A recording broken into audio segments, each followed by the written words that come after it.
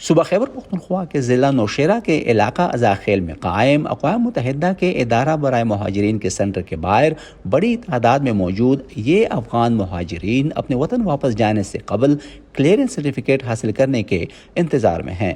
واپسی سے قبل یہاں ان کے تمام ڈیٹا کا اندراج کیا جاتا ہے اور پھر مہاجر کارڈ جمع کرانے کے بعد ان کی واپسی کے لیے رجسٹریشن ہوتی ہے۔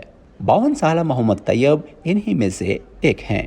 ان کے مطابق اگرچہ حکومت پاکستان کی جانب سے پروف آف رجسٹریشن کارڈ رکھنے والوں کو سرکاری طور پر بے دخلی کے آرڈر جاری نہیں ہوئے تھے، تاہم افغان شہریوں کے لیے حالات اس قسم کے بنا دیے گئے ہیں جس میں ان کا پاکستان میں اب رہنا بے حد مشکل ہو گیا ہے۔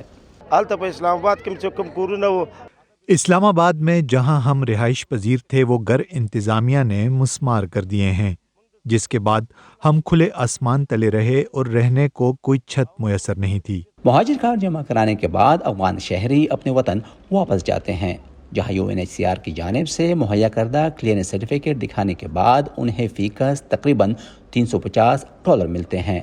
بیشتر افغان مہاجرین کا کہنا ہے کہ وہ یہاں کئی روز سے موجود ہیں اور ان کی کلیئرنس اب تک نہیں ہو سکی۔ ٹرکوں پر لدا سامان اور خواتین اور بچوں کا کئی روز تک گاڑیوں میں بیٹھے وقت گزارنا ان کے لیے کوئی آسان عمل نہیں۔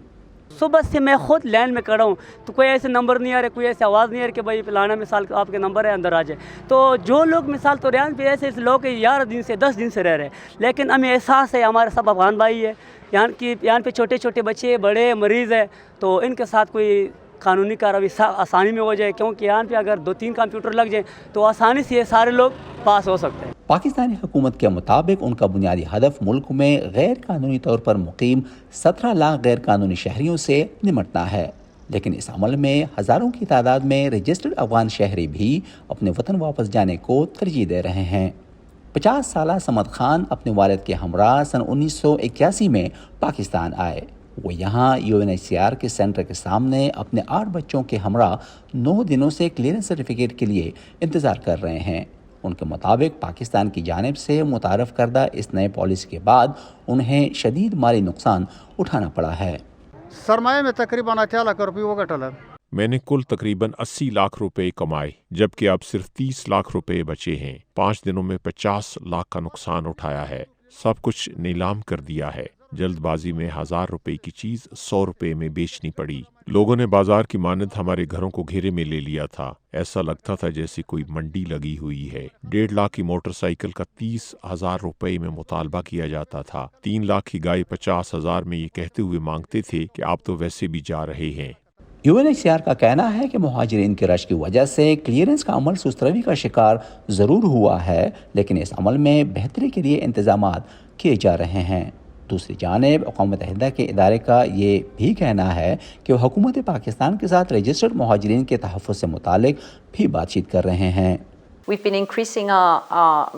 ہم نے اس حوالے سے اپنی کوششیں تیز کر دی ہیں کہ ایسے افراد کے تحفظ کو ممکن بنا سکیں جن کے بارے میں ہم یقینی طور پر کہہ سکتے ہیں کہ انہیں بین الاقوامی تحفظ کی ضرورت ہے۔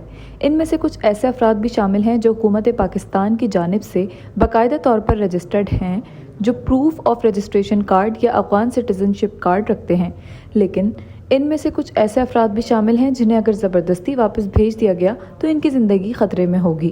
حکومت پاکستان اور UNHCR کی جانب سے پروف آف رجسٹریشن اور افغان سٹیزن شپ کارڈ رکھنے والوں کو تحفظ فراہم کرنے کی یقین دہانیاں اپنی جگہ، لیکن محمد طیب کا کہنا ہے کہ انہیں لگتا ہے کہ پاکستان میں گزری 4 دہائیوں کی محنت جیسے سیلاب میں بہہ گئی ہو۔ اب وہ اس انتظار میں ہیں کہ جلد اقوام متحدہ کے اس سینٹر میں ان کی کاغذات کی جانچ پڑتال کا مرحلہ مکمل ہو تاکہ اپنے وطن واپس جا سکیں۔ نظر الاسلام، وائس آف امریکہ، ازاخیل، نوشہرہ۔